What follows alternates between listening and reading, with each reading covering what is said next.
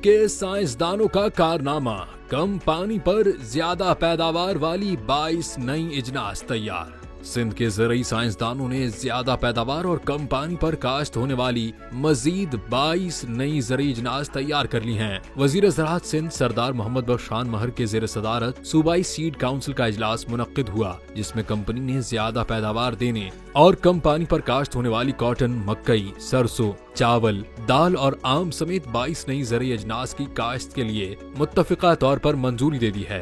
इजलास में सेक्रेटरी ज़राअत सुहेल अहमद कुरैशी, डीजी रिसर्च मजहर कैरियो, काश्तकार रहनुमा नदीम शाह, सिंध और पंजाब के ज़रई माहिरीन, साइंसदान और दीगर ने शिरकत की। इसके अलावा तकरीब में डीजी ज़राअत एक्सटेंशन मुनीर अहमद जमानी और MD seed corporation Mushtaq Ahmad Soomro भी शरीक हुए।